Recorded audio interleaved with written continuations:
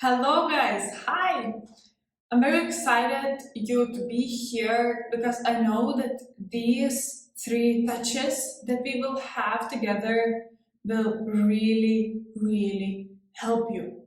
It will answer a lot of questions, it will give a lot of actions, what you should do, what you should think about, how you should act, and I'm 100% sure that this might even change your life. It helped me when I was going through a breakup, when I was staying single, and it helped so many of my friends and so many of my clients. And I really want to share the best with you for helping you. So, in these 3 days, the goal, it's not so easy to identify because it will really depend on what you will want to take, what you will want to apply. But generally, I designed these three touches that we will have together as a consequence to have mainly three outcomes. First outcome being that I want that you would reclaim your power after the breakup, because after the breakup, when staying single, we have lots of limitations into our head, into our life. And one of the goals is to make sure that you feel strong within yourself without the need of actually having other people. Now, second goal is to make sure that you are starting feeling happy, feeling fulfilled, feeling okay within yourself without anyone else, without your ex, without your friends, without your parents. It doesn't mean that all of these people, that now you should avoid all of these people. No, the goal here is to strengthen you to the point where you feel 100% okay and feeling good and feeling happy within yourself. There's a very amazing technique for that, and it will be in our second touch point that we will have. Now, the goal number three is to make sure that you're getting back control of your life. That events of someone saying bad comment for you, some kind of thought coming into your head that maybe you are not worthy, your ex approaching you, or anything else when it comes to environment would not affect you in the way that you don't want it to be affected by. So to take back control of your life, that you would be the master of your day, that you would be the master of your life. These are the three big goals we will reach. Stay tuned and maybe we can start. So first of all, I want to introduce myself. My name is Gintare, but because it's Lithuanian name and Lithuanian names generally have very uncommon names, very difficult names, I want that you would call me Amber. I met very few foreigners who can spell and say my name in the right manner, or about remembering I'm not even talking. So I want that you would call me Amber because this is the direct translation of my name. So very nice to meet you, and I'm Amber. Now, when it comes to me, I have been coaching people and working with people on various different topics, from personal development to love relationships to getting back your power to processes to how they should coach people, different topics since 2015. So there is quite some experience on my shoulder, and I really enjoy it, and I really want that you would be coached in some way as well throughout all these touches that we will have now. And my goal, I dedicated my life, I quit my job, I quit doing things that doesn't bring so much impact that I want to bring on this earth.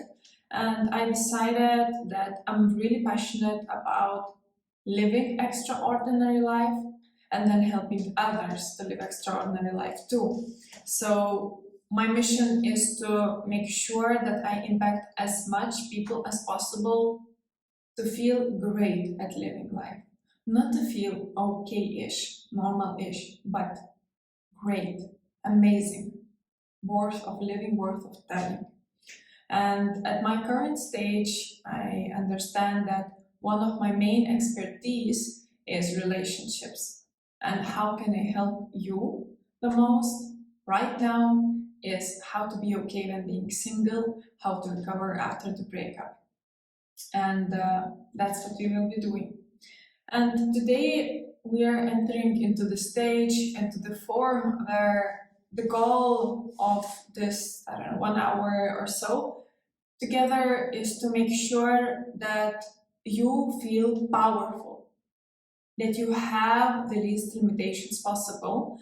And there will be some techniques that I want that you would start applying in your life. So stay till the very end. Now, in 2019, I experienced big breakup. I was actually the one that caused it. I knew that I wanted to break up for a very long time. At least half a year I was thinking about it, questioning myself if I did everything I could to save this relationship. And this relationship took in total around 3 years. And for these all 3 years we were actually living together. I was really serious about this relationship. I wanted this to go further. I wanted to create family. But sadly, not sadly, very happily I could say now, at that time, this person, my ex, was very different from me. Very different visions, very different values. So I decided that even though this relationship is kind of okay-ish, I will not feel fully happy if I will stay with this man. So I decided to break up and to give myself a chance of meeting someone whom I actually want. I decided that I want to meet my perfect partner. So I broke up because I knew that I cannot change the fundamental things of him. I can change his haircut, where he puts the sock. I can adapt to him too in that matter. But to change the value, the approach to life, it's not what I wanted to fight for because it's really difficult to do in person. So I broke up. And even though I was the one who initiated, after I broke up, I felt, of course, happy, proud of myself that I made this very difficult decision. But I started to hear things in my head that I didn't expect. I mean, of course, I had breakups before and they were hard as well. I'm just taking this specific breakup now as an example.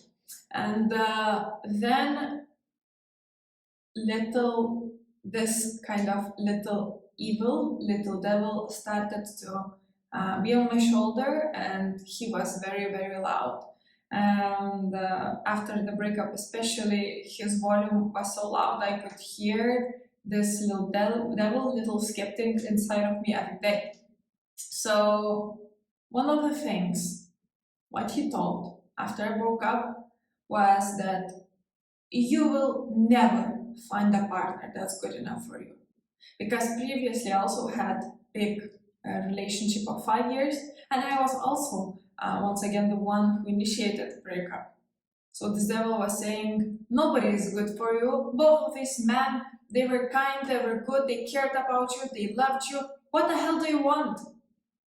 Nobody is good for you. You will never find someone you want. And I was like, oof, yeah, these two guys, they were not bad. Yeah, I broke up and I really started to kind of accept this doubt, accept this skeptic, accept this devil talking to me. And then this devil also started to say that you will stay forever single. You don't know what you want, or if you know what you want, there's no such man on earth, and you will be forever single. Because you broke up second time, of course I had many other relationships, but these were two of the most serious, the most longest, and usually when people make it so long, usually they end up, getting married, creating families and so on, and you didn't, so you will stay forever single. And I was like, oof, yeah, I'm really afraid to stay single. And then this guy was like, yeah, and also you're fat, look at yourself. This is how I looked. It was, I don't know, around 90 kilos maybe. I was I was not lean. I was overweight. I was chubby bubby. I was not ugly. But yeah, I had where to work on. I was not the most ideal person from the appearance, and the skeptic inside of me kept on telling me that. And I couldn't reject him actually. He had some truth in his words. And also, like, throughout all of my relationships, longer ones, shorter ones, I was attracting actually guys where I dominate the relationship. Where they're like maybe talking a lot about how much they want in life, but at the end they end up doing nothing. And when you ask them about ambition in life, it's like there's no ambition. You could tell that there's no ambition pretty much. And the skeptic was telling me that, hey, you attract this unambitious man. And the skeptic also started to voice out that this, because I am ambitious, because I am responsible, because I have big dreams in life, there should be balance in relationship. One should be ambitious and another one shouldn't, so that you would be in harmony. That's why you are meant to attract ambitious people. And I was like, oh, really? I was attracting these ambitious men. Guys are afraid of me generally. I was lucky that these few men even showed up in my life. That's what he was saying, and it was really hard not to agree with him. And then the skeptic was also telling that you're so stupid to fall in love so fast, and that's actually true because all of the people with whom I was in relationship, there are not so many of the men who are looking into me or flirting with me. And for me, to start flirting was very hard. And actually, yeah, I was kind of being in a relationship with pretty much anyone who showed any interest because a lot of guys were first of all afraid of me. That was my theory in my head. And I was really starting the relationship with with a lot of men because they showed the interest. I was really having this approach that I want to work for a relationship and I will find ways on how to make any relationship successful. And that's what I did. And yeah, my skeptic was kind of right that I am falling in love very fast. And the skeptic was telling me lots of stuff. Not only this, every day, and I was really listening to him. He was telling a lot of truth, a lot of doubts, a lot of my fears. But then I was like, wait, you're telling me all of these things. I cannot fix all of these things. And yeah, I know I'm not perfect, but wait, nobody is. And there are a lot of people who wait more in their unsuccessful relationship. There are even more women who are even more controlling and they have also dominant, ambitious men together. Wait, all that you're telling, it's not true. I have examples. I see examples of truth being the different one. Wait, you are not right. That's what one day I started to tell to my skeptic. I started to tell that, okay, you're telling me that I will never find a partner that is good enough for me. But wait, there's 8 billion people on Earth. What a chance that out of all of them, there is man that doesn't, who is not similar, that there is no man who is similar to my values. I don't want anything, I don't want a Superman. I just want a person who is similar with my values, similar with my visions. Out of 8 billion people, there is no people like that. That's not true. And then when the skeptic was saying that I will be forever single, I was like, why? Why do you say so?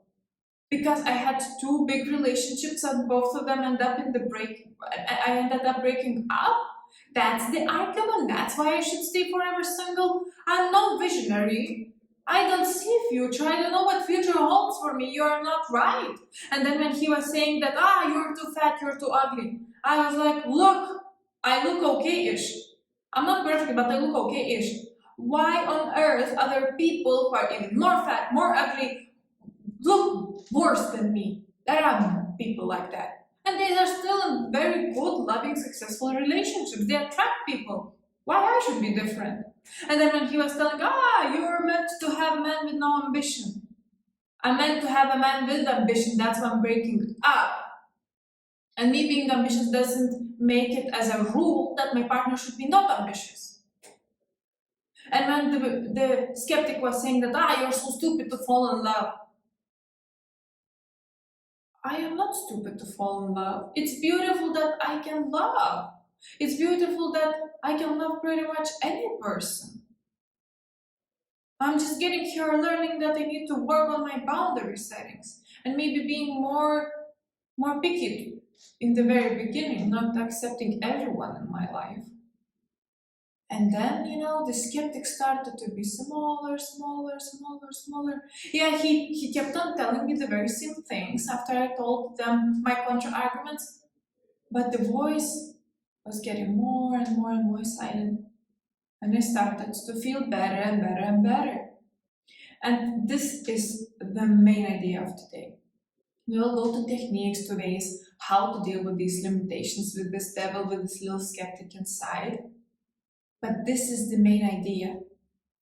After we break up, or when we are single, because society kind of requires that we all should be in a relationship, right? We all should be in a marriage, in a good relationship, have kids, And when you are single, when you broke up, something is wrong with you.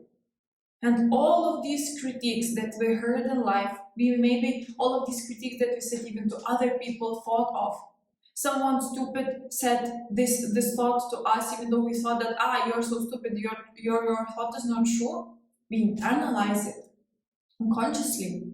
And when we break up, the skeptic is gets to his work. He volumes up, he makes sure that you hear him or her, and then you start to hear. And actually, this is a wonderful opportunity to hear out all of the limitations you have within you, so you could start working on them. Because what's important is to actually work on them. You can meet a person with all of these limitations in your head. It is possible. It is possible that you might even have a good relationship, even when having all of these limitations. But the chance of forming a healthy, loving, successful relationship is so much higher when you heal or get better when it comes to all of these limitations. Because it's not the breakup, that made all of these limitations in your head. It's not the actual devil that, flew from somewhere into your mind and started to tell all of these things. They were all there. It was just the breakup as a trigger that started to volume up all of these things, and then you started to hear it very clearly. And then it was very shocking for you, because you didn't notice that before as much. But this is actually a blessing to hear all of this, and even though it's hard to hear all of this, this is a wonderful opportunity to start getting aware of that, start working on that, healing yourself for the chance of having better, more healthy relationships, and feeling better within yourself too. You need to start feeling better when you're single. We cannot expect someone else to come into our life and make us feel happy, make us feel good. We need to feel good about ourselves first. Because when we expect someone to come and to fix us, especially when this person comes and fixes us, it's temporary. Then we get attached to the person, and it's nothing about a happy, loving, and successful relationship. Trust me. That's why it's so important to work on yourself when you're single. All right, let's go to the part of understanding and getting clear of, okay, so you have this skeptic, you know that it's there already, you know that it's not the thing you want to keep into your head, so what to do? So first thing, what we need to all understand is that having a thought in our head doesn't make it to be true. We are the decision makers what to do with the thought. And we have lots of thoughts. And these thoughts are coming from so many various resources, from our childhood, from what we see to TV, from what someone says, even when someone is saying nonsense. Our subconscious mind collects everything. And the bad thing is that we are not able to enter into our subconscious and say, okay, these thoughts, I don't want them, go out, and these thoughts I want. Actually, you can, but it's not about that. It's very difficult. But what you must do and what we can do is whenever thought occurs, we are the ones that decides, okay, do we pass it through or not? And I told you that one of the thoughts I had when I broke up was actually about my weight, that I'm too fat to be in a loving relationship. I accepted this thought. It was my decision. The devil told me, the skeptic told me, and I was like, yeah, maybe you're right. And then I started to work on, losing weight, looking better, better hair, better makeup, better clothes, blah, blah, blah, all of these things. And I started to gain more confidence. And I started to reevaluate this belief that, okay, now I'm not overweight. Now I can meet my perfect partner. But it was not because of the weight. It was all because of my mind, because I changed my belief, because I changed what this approach and decision of what this skeptic told me about me. At first I accepted, and only when I changed actions, I started to disagree with him and started to write new belief into my head. But it's not because I lost weight, not because I released the weight. It was because I changed my mind by that. And of course, taking actions on some of the things, on limitations that we have inside our head, it helps to evaluate belief. We will talk about this very soon, but it is you who decides accept the thought or not, pass it through or not. So first, don't accept all what you think of as a reality, as truth, as what it is. And then we are going to the part where I want to explain what are the most common limitations we have when we are single and especially after the breakup. Now, there are a lot of categories of limitations, but I actually want to talk about 5 today. And one being the thought or category of thoughts that I am not lovable. I'm not worthy of love. I'm too fat. I am too that, da, da, da, da, da, da. But generally the thought is that I am not worthy of love. I am not lovable. And this is the category of what I call a self-diminishment. Something you have is not right. I am too ambitious. I'm too controlling. I'm too fat. I'm just simply not created by God for love. We are all love. We are all created from love, to love, and for love. This is our primarily thing as human being. Everyone is lovable.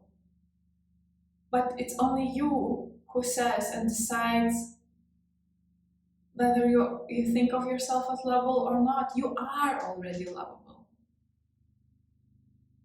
But it's you who self-diminishes that. If you would stop self-diminishing and you would start loving yourself fully, when people are coming and saying, you're too fat to be in a successful relationship, you would be, no. And that's it. You don't accept it. You maybe think about it once or twice else, but you don't accept it. So number 1 limitation is about self-diminishment. Now another one category is, as an example of thinking that there is no possible better future. So this category is called exaggerating and foreseeing future. The thought of, I will be forever lonely. Now there is no man who might be right for me.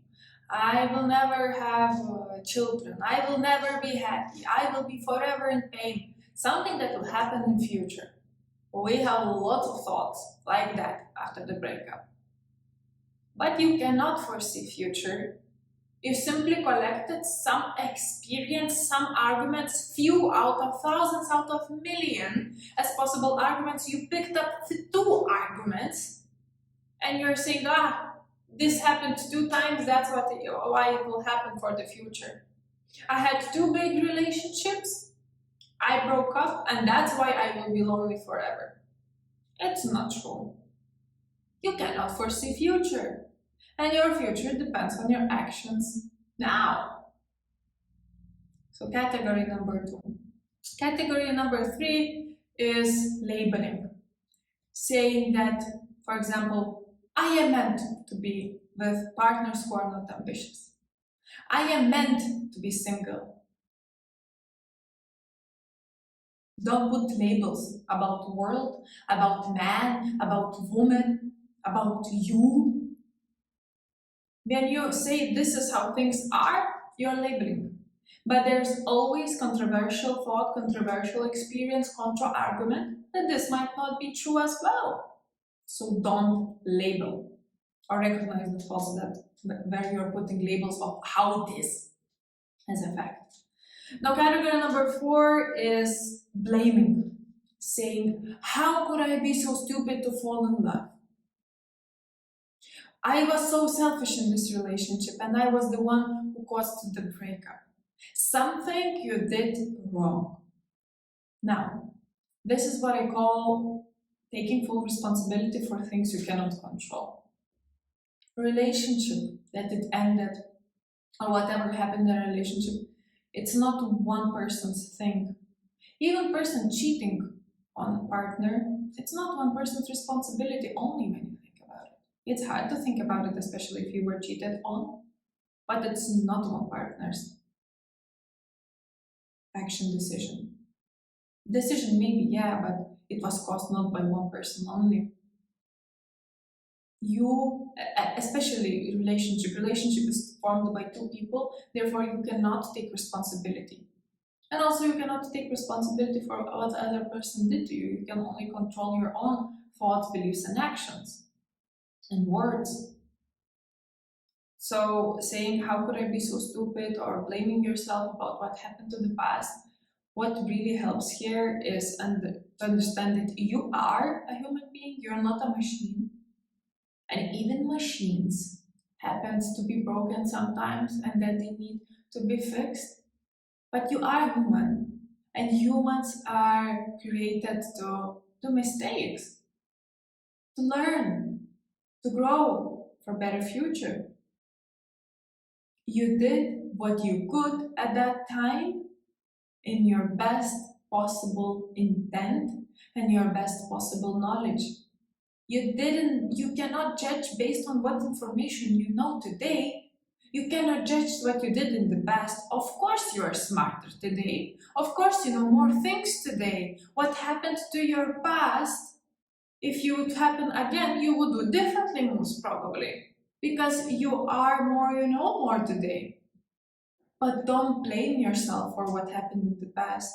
You did what you could best at that time with the knowledge you had at that time. Limitation number 5 is generalizing. Everyone always lied to me. All men are always cheating on me. Generalizing based on what happened, once again, based on few arguments, based on few experiences. Life is so diverse. Experiences are so diverse. People are so diverse. You cannot generalize the thing that happened once or 2 times or 3 times or 5 times or even hundreds of times. It doesn't mean it's actually true. That's how it's always will be. Don't generalize. So there are these 5 most common limitations. And what I want that you would do now is I want that you would close your eyes. And I want that you would start listening to the skeptic inside of you. I want that you would start voluming up even more the little devil you have inside. The person who is saying bad things, not useful things, criticizing you, being as skeptic as possible. Volume up that part of you. Close your eyes, I will give you a few sentences to think about, and I want you to feel and hear what the skeptic is saying for you, okay? Don't just look at the video, don't just look at me. Really, close your eyes, it's gonna take a few minutes only, okay? So, first of all, breathe in, breathe out. Once again, breathe in, And breathe out. And last time. Deeply. Breathe in. And breathe out. Alright. Now find little skeptic inside of you. Where that skeptic sits. How does he or she look like? Any voice? What's the tempo of voice? What's the temper of voice? Can you hear? Try to imagine that you have a button to volume up or volume down everything that is happening inside of you, and volume up that little skeptic. Give him or her all the stage, all the audience. Now you're really, really listening to him or her, and you really, really want to listen to him or her. Alright? Now repeat after me these things to your skeptic and listen to what the skeptic is saying for you. Say it to him or her. All what happened to me in the past is meant to happen, was meant to happen for the positive and better future. I'm grateful for experience. All what has happened to me in the past was meant to happen for the positive and better future. I am grateful that all things that happened because it's for my better learning, for a brighter future. Say it to little skeptic.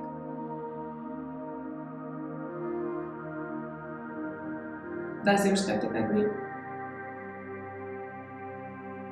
Most probably doesn't. What he or she is saying, listen, you really want to listen. Does he or she agree that all things that happened to you in the past are okay that happened?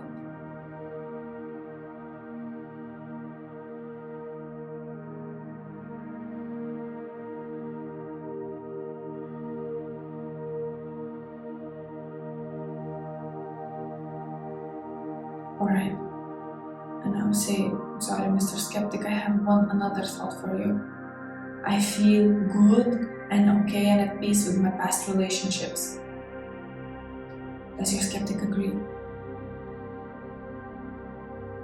If he or she doesn't, why? What are the arguments? I feel good, okay, and at peace with my past relationships.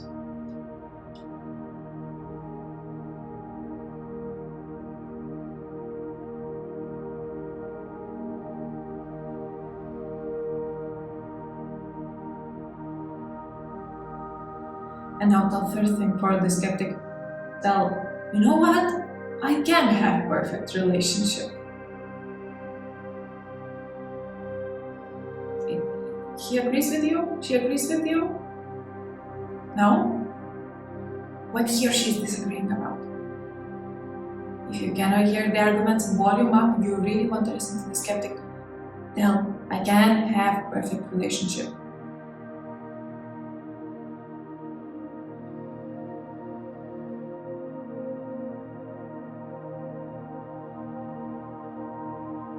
And I'll tell for your skeptic last thing. Tell for him or her, I have no doubt the future holds a fulfilling love relationship for me. My future is bright. I will have perfect relationship.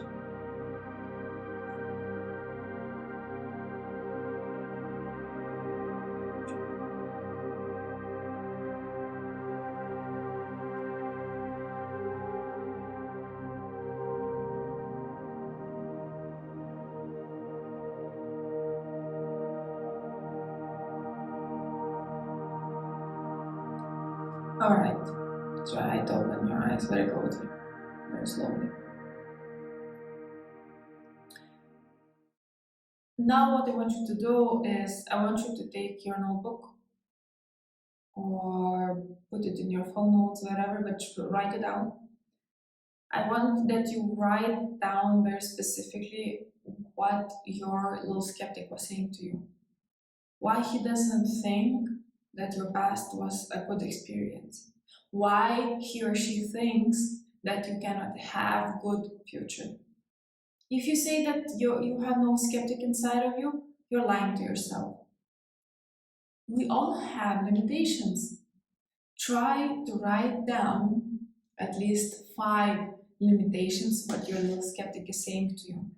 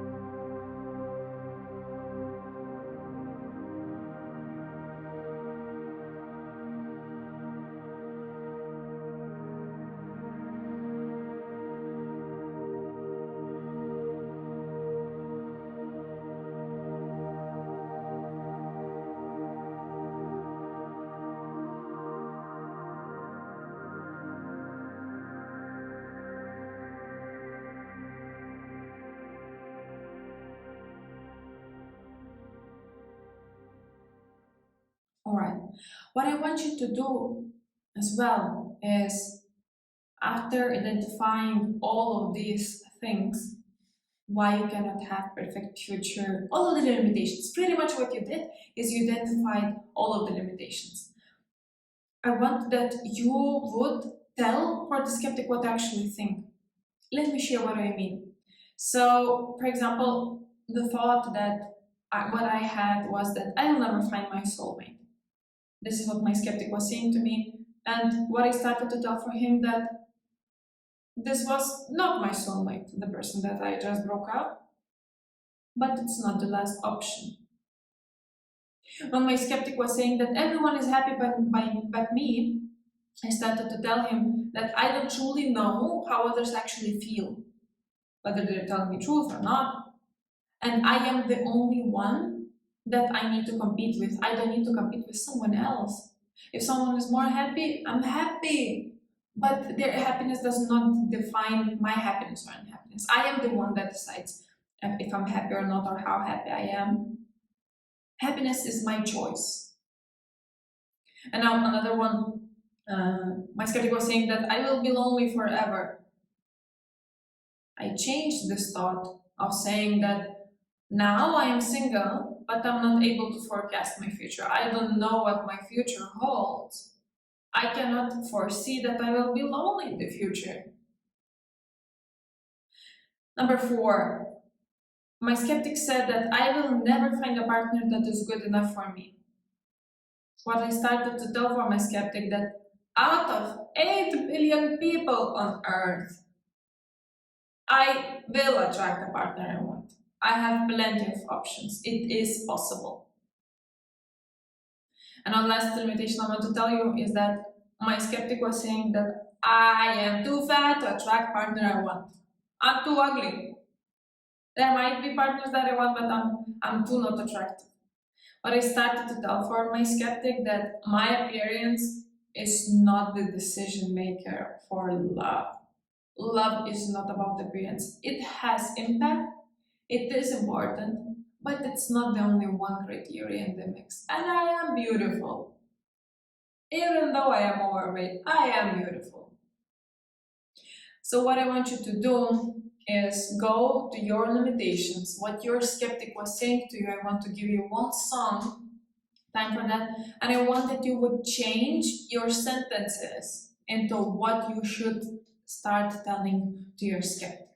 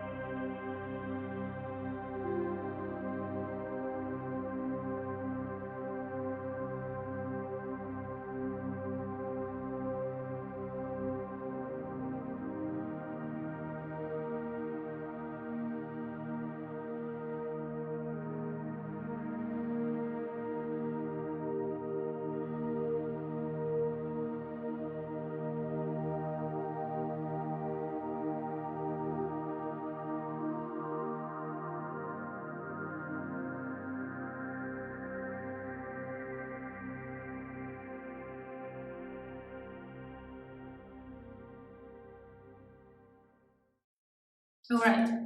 So this was a little practice for you, which was really, really important actually for your development, because it's not only you doing the exercise, it's very beneficial for you to realize that you have these limiting thoughts. And I bet that the next time you will start having these limiting thoughts, when the skeptic will start talking to you, you will say, ah, you are talking to me. wow, this is a new limitation that was not aware of. Aha! What should be the new thought? You will start catching yourself when you're thinking limiting thoughts to yourself. That's why it's also beneficial. And now we actually talked about two strategies on how to deal with the skeptic, with the limitations that you have inside. So one is simply not accepting your thought as a truth. We talked about this before. Even though it's simple, this is really a mind thing to do, and our mind is so important to how we feel. So don't neglect that this one simple sentence might not change. It will change if you will think this thought into your head. And now the second strategy, what we actually did already, is get aware of the limitation you have in your head, clear it out, what is it actually, and then you rewrite it. Don't accept it. Yeah. And now the third strategy I want to talk about is affirming the thoughts you need the most daily. So now you actually, when you were thinking about all of these limitations, the first limitations you wrote, you identified are actually the ones which you need the most development of, because you hear them the loudest, they hurt you the most, they stop you the most, therefore you need the most development. So these thoughts are the most you need to focus on, what you identified. And affirming means, affirmation is as such a very powerful tool, because the more we repeat, the more our mind internalizes the thought. So if you will repeat more times that you are lovable, you are worthy of love, the more times you will accept it as truth, as a reality, and you will start actually feeling more love for yourself. Because our mind, our subconscious, it doesn't understand if it's true or not, logical facts, truth, not. It accepts and bases the truthness of the thought based on how many times you repeat and how many emotions you have related with it. The more times you will repeat, the better chance of you actually feeling lovability for yourself. So affirmation is simply a fancy word for saying some kind of positive thing, inspiring thing, good thing about you, about your life, about your future, about how life is, and repeating. I am lovable, I am unstoppable, I am joy, I am great, I am smart, I have so many powerful messages inside of me, and different things. Every morning, when I wake up, I have a paper of like 20 affirmations. Every day, I at least read them while I'm brushing my teeth. Usually, I am reading them with full power, and whenever I read, I am joy. I look into the mirror and I want to see joy on my face, because I am joy, I am unstoppable, I am great, I am smart. So I am affirming, I'm working with affirmations for like 3 years already with myself. I cannot imagine my life without it, because that's how I put all of these thoughts, all of this belief, all of this confidence into my head. Affirmations are great. So this is the affirmation, simple sentence, but you need to tell to yourself. And in this case, how your affirmation can be born is out of the limitation, because the fact that you have limitation, when you change it into affirmation, into positive thought, most probably controversial thought, the more you repeat this part, the more you will internalize, and the less of the limitation you will have. That's why you need to affirm. Now, there are different ways on how you can affirm, but mainly there are 3 big categories. It's repetition, it's seeing it, and it's hearing it. Now, to repeat, you can repeat in different ways. You can repeat as me, for example, putting it on the paper next to your bathroom mirror, or next to any mirror, or on your fridge, or to your to your screen on your phone or on your walls or on your desktop or in your calendar as a reminders. Anyways you find it creative. I told you like 6 ways already. And repeat them. But you need to repeat them daily. Not like once, not like twice. And you will not feel good in the first place. You will not feel good after second time repeating better. You will not feel after third time better. But the more you do, the improvement, the feeling better, the more internalization will come as a consequence. So repeat it, put it visually, as I told you, anywhere you can. And number 3 as an option is to listen to it. If you find it hard to think of your own affirmations, start by YouTubing it. Go to YouTube, write affirmations for self-love, affirmations after breakup, morning affirmations, 5-minute affirmations, any kind of affirmations, and listen to it. When you go to work, in your car, when you run, in the shower, before going to sleep, listen. Affirmations are amazing, affirmations are great. And that's how you deal with the limitation. Now, another strategy is to change the questions you ask yourself. It's very similar to what we talked about limitations, but you in your mind are actually not only saying things to yourself, but asking things to yourself. For example, why I am not lovable? Why do I always attract losers? Why I am so ugly? Why I'm being hurt once again? Why I'm in pain once again? Why do I have to go through this? Why this is happening for me? All of these questions. The problem with these questions is that these questions gives you no insight. Why I am not lovable? What kind of answer you can get when you ask this yourself? Why everyone hurts me? Because that's how it is. I don't know. What else is an answer you can get? Why I am so ugly? Because that's who you are. What else you can get? Are you learning something from these answers? No. These questions bring you no insight. They bring you no actionable solution. They only drag you down. We don't need these questions into our heads, the same as we don't need limitations. So another strategy is to actually get aware of these questions, what you ask yourself, and change them into more empowering questions. And the questions that actually bring some kind of solution, answer, a point to move forward. So, examples. One of the questions I was asking myself, why do I always attract losers? How I changed this question when I got aware that I'm asking such a useless question. What do I do or believe that I attract not ambitious, not responsible partners? And I got so many answers. I understood that my actions are so much related. Why do I attract losers? It's because I don't allow a man who might be strong to take care of me. I don't give option for that. I don't accept flowers. I don't give to bring him, shopping bag, even though it's heavy.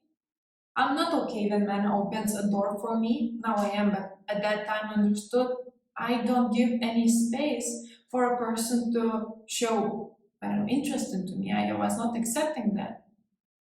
And at the same time, I was not challenging my possible partners. I was never asking them on dates, what is your ambition? Or when they are saying ambition, I was never questioning what you actually do for your ambition, or you're only talking. I was never like that. Plus, I was thinking, actually, I had this idea that I am meant to be with not ambitious person, because that was my family model. My mom is very controlling, very ambitious, big dreams, big actions, and my dad is more like an executor. I internalized it. Woman strong one, man weak one. When I started to ask this question, I was like, no, I don't want this family model, I want different model. And I started to affirm myself what kind of family model I want, what kind of partnership I want. It all changed because I changed the question. All the power lies within the questions we ask ourselves. We need to start asking ourselves better questions to get better answers. Learn from these answers for the better future. Now, the second question I was asking myself after the breakup, why I am being hurt once again. Even though I was the one that broke up, I was asking, Why I'm in so much pain once again? I started to change this question. I changed this question into what can I learn from this relationship that can benefit my future? When I changed the question, answers were endless. Many papers, many points for my future. And that's why I am now in perfect future. Because I asked these questions and because I was looking for answers.